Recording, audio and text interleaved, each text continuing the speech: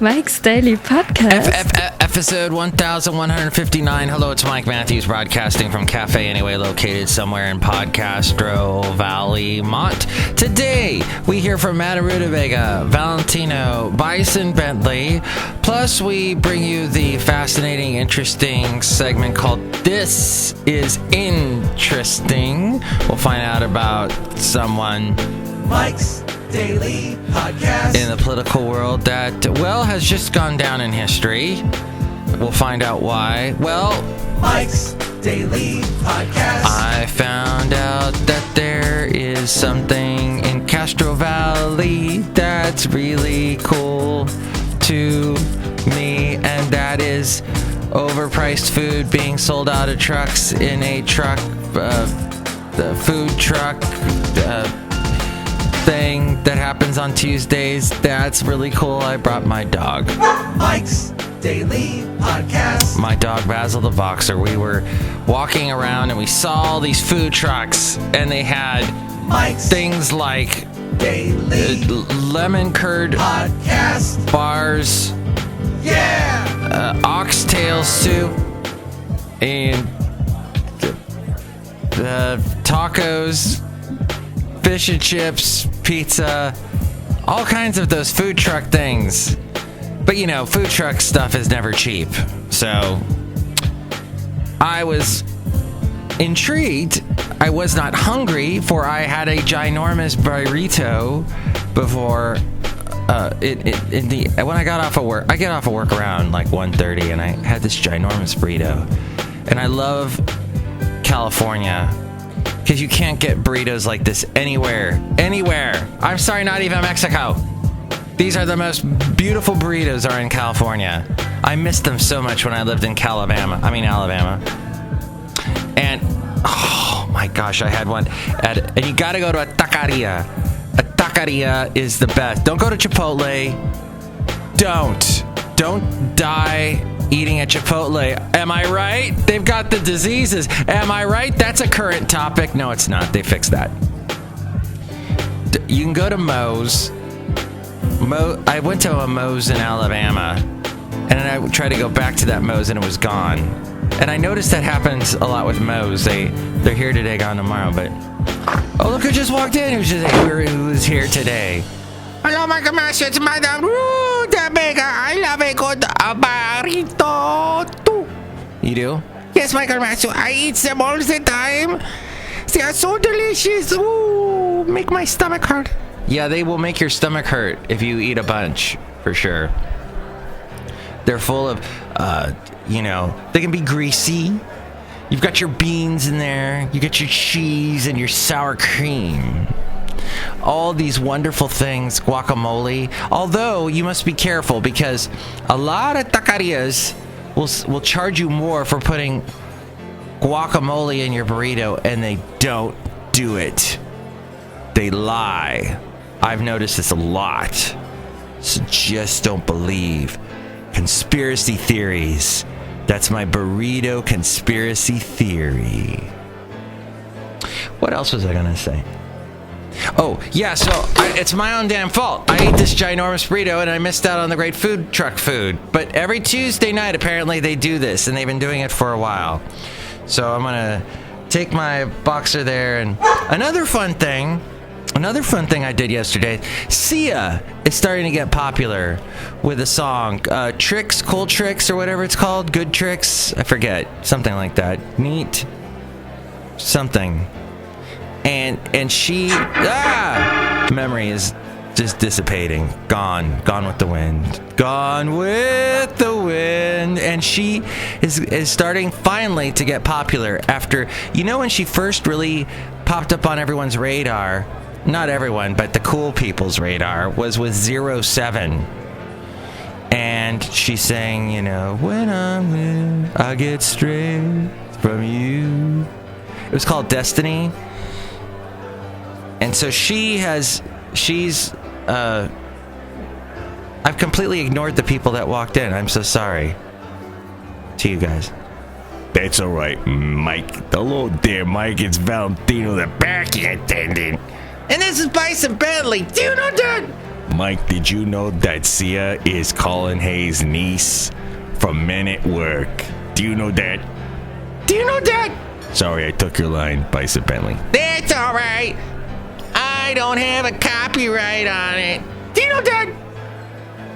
I did not know that. No, I did know that. Wait a minute.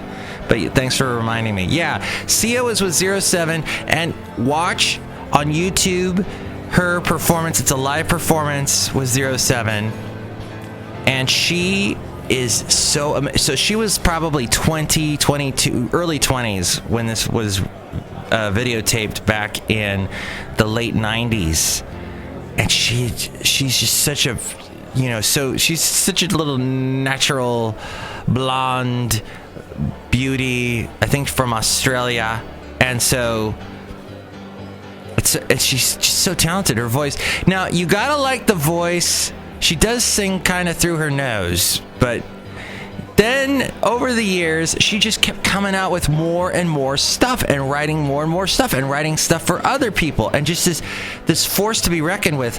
07 didn't last too long. I think the last album they did was 2009. Great band though.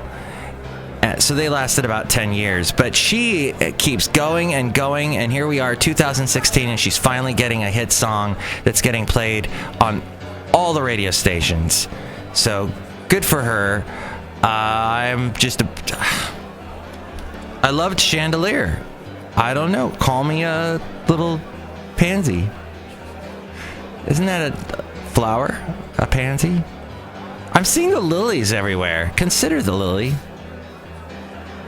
All over the Bay Area, they pop out of you'll see like a dried brown meadow, just nothing growing, just weeds, dead weeds everywhere, and all of a sudden these beautiful lilies pop up, and they don't just pop up out of the ground a little bit, they go way out of the ground, they go like 4 feet out of it, boom, right out, beautiful pinkish red, bam, beautiful lilies.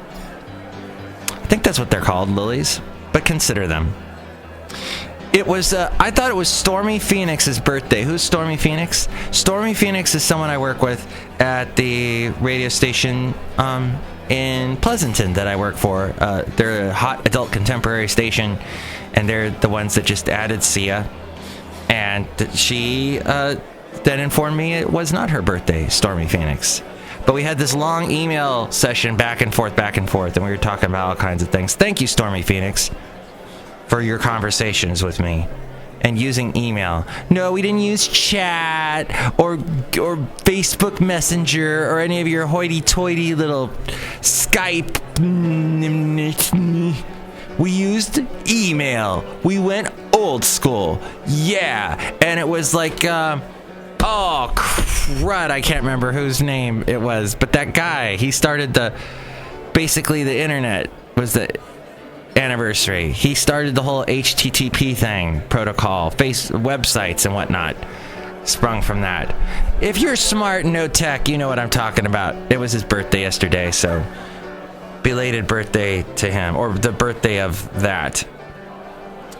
Okay, that was a great drunk uncle reference there that I didn't have any facts on. Demi Lovato, I do have facts on that. She's facing an allegation of infringing the work of the indie band Sleigh Bells in a complaint filed Monday in California federal court. Sleigh Bells member Alexis Krauss and Derek Miller alleged that Lovato's Stars contains material taken from their 2010 track Infinity Guitars off their debut album. Aww. Why hurt that beautiful angel Demi Lovato? And I'm so sad about Shannon Doherty saying that she'll be dead in 5 years. She says she has breast cancer. And I just hope all the best for her. I hope, they're able to beat it. 45 years old is how old she is, and I once met her at some country bar in Thousand Oaks. I saw her there, and she's had an interesting life. She had Beverly Hills 90210, Charmed, can't forget Charmed, And she always sort of, bucked the status quo and sort of was, a rebel child. But I hope she can rebel against the cancer. Gosh, so young.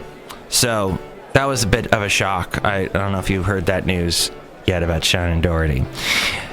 So we're going to get into the news segment. This is interesting.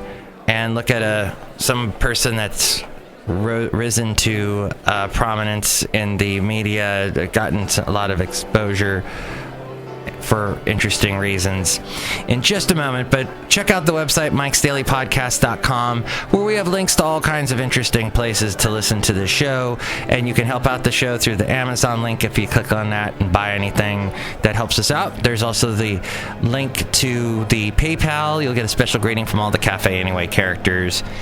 And there's also the podcast picture. Let's take a look at that one today. And here's today's podcast picture. Well, look at that. It's you, Madame Rootabega. You and I are discussing something. Michael Master, I love being drawn by you. You do such a good job. Someday you should draw me naked. Ooh. Sure, that's on my list.